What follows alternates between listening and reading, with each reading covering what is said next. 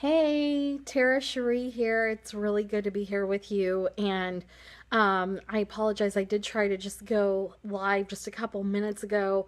And then what happened is that there's like something on my phone on my camera or something and it wasn't coming in clear. So I apologize for that. And it's really good to be back here live with you. If you are just chiming in for the first time, I just want to welcome you if you have returned. I also want to welcome you. We do a different topic every week. I have been kind of out of commission for the last couple of weeks because of our new bundle of joy, Genevieve, that was born on December 28th. And so I've been busy being a mom of three and trying to make those adjustments, but you may need to give me a little bit of leeway. I'm going to do my best to continue to be on task with that every Tuesday and Thursday at 12:50 p.m. Eastern Standard Time. Listen, I do want also some feedback from you. I am looking at kind of growing my niche. Like before, it was like more health and wellness focused and spiritually, mentally, physically, emotionally being healthy, which we could still focus on that. But I'd really like to open some doors for the moms that are looking at maybe some tips, tools, and strategies in terms of just overall health and well-being, as well as doing a business from home and tips, tools, and strategies with that, because it is very difficult with multiples. You don't really think about it as much with one or two children usually, but when you start getting to that three mark, trust me, two versus three is so much more different. And so my heart really is for moms and for children in particular. Not that I'm trying to segregate against any other individual. Really, these videos and who I am is very family focused. So really, anybody could join us. And even if you didn't have a family or you didn't have children, we still encourage and welcome, singles, couples, what have you, or if you have fur children, a lot of this stuff just really generally applies.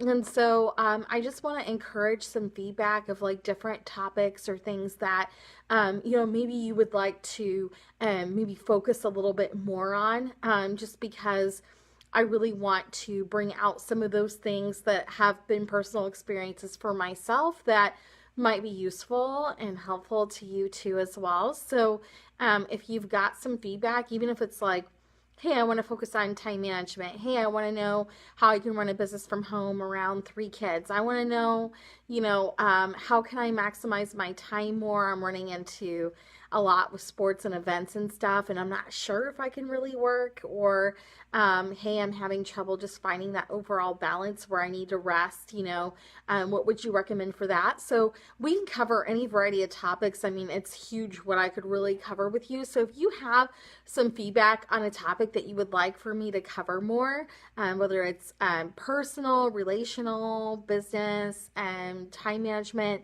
those are really my areas. Even marriage, I'm willing to focus on some things there, or kids, whatever that looks like. Hey, I want a better relationship with my children. I know you've had to work through a lot because you have special needs children. What are some things that you found that you've had breakthrough with? Or I'm even willing to invite some people if we know what the topics are. I'd love to do things like interviews and such. I think that'd be a really awesome idea as well. I'm willing to cover just a variety of areas and topics with you. But I would like to know what that is. So if you could post in the comment section, and I'll go back through those and see. And if you don't have any feedback, I'll just keep coming up with topics that I think would be helpful each week. That's fine.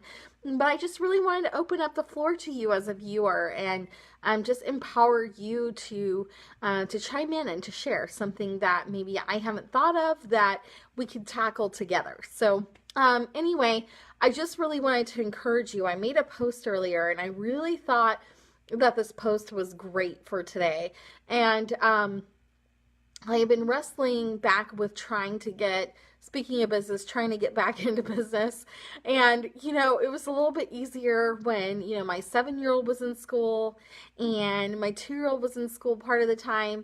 And I could bust out a few things business-wise. And She would take a nap so, I could do more business. But now I'm breastfeeding and I'm pumping with 3 children and trying to work around the other 2 children. And it has been interesting trying to get back in. And I just had a really great reminder. I didn't want to keep this Facebook Live really long, but I really wanted to focus and just encourage you to really prioritize your time and really look at what's valuable. I mean, yes, you want to do your business, or yes, you want to take care of something in your home, but don't forget about your investment into your children and just taking time to really rest and to really enjoy them, because they're small for so long and then they grow and your door of opportunity opens up again.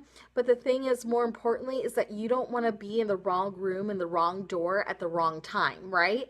And you don't want to inhibit and delay that blessing, just because you're focused on an area or something that you should not be focusing on. Or I should say, maybe that's like not serving you as well. It's not really where the Lord wants to take you or guide you.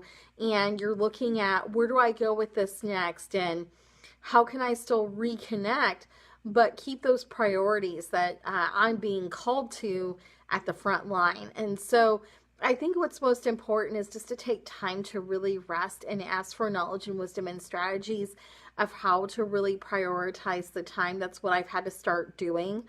And it's sometimes just step by step every day.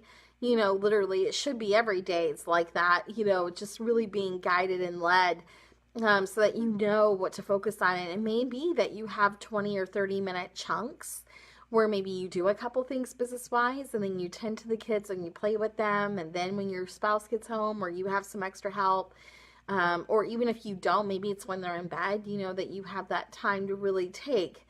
But the biggest thing is making sure that you're serving where you're called to serve.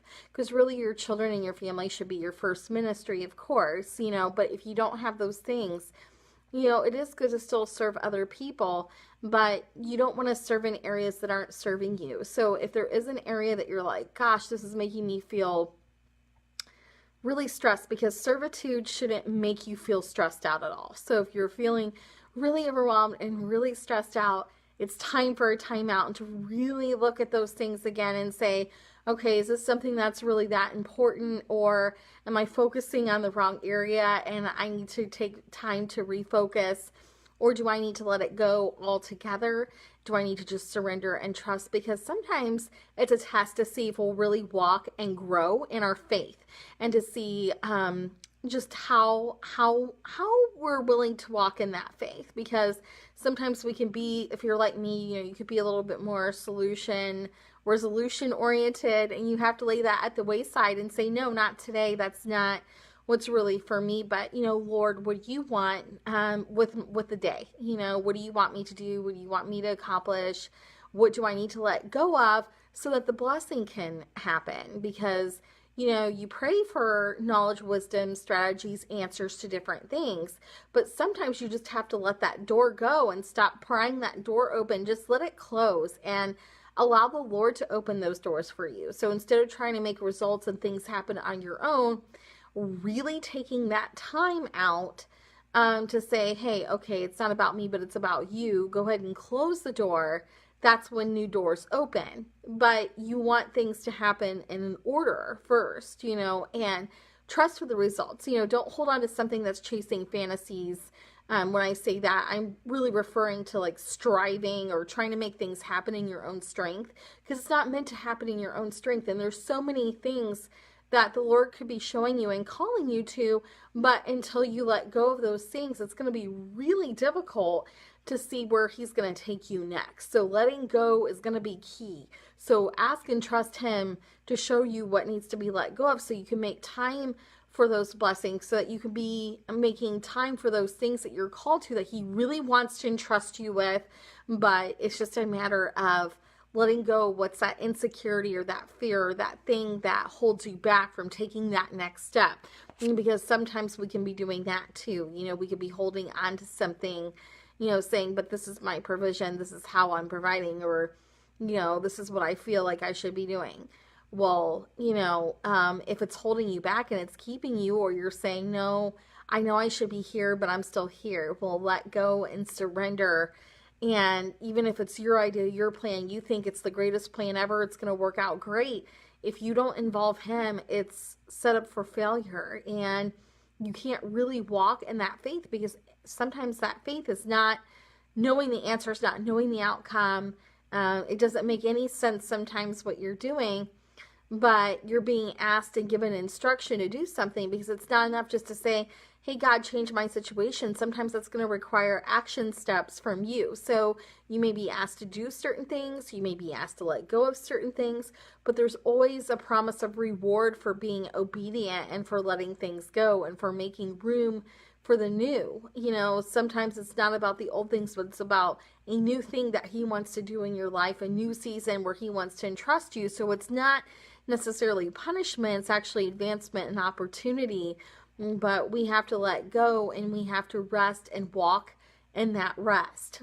I'm not saying go sleep for eternity. I'm saying choose to walk in his ways, acknowledge his ways, even if you don't have answers. If he's asking you to do something, take those action steps and really rely on him. Don't listen to man. Don't listen to what you think is a good idea, but focus on him. See what he's really telling you to do and start taking some action steps. He will give you grace. He will give you strength to go through those things that you need to go through in order to be blessed. But he wants to increase you beyond measure. But in order to do that, you have to let go of that former thing so that a new thing can be done. I hope that you found this helpful. I'm going to leave my information in the comment section. So if you have some questions about what we covered today, definitely post those. If you have any feedback for me, definitely post that.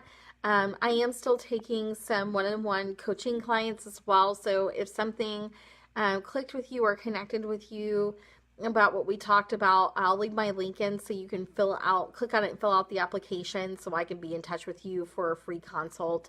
Would love to connect with you that way as well. Otherwise, look for us meeting next, this upcoming Thursday actually, and I should be able to make that happen. So just be looking out for something from me Thursday at 12:50 p.m. Eastern Standard Time, and we can connect again then. I look forward to speaking with you. Enjoy the rest of your day, and until then, take care. Bye for now.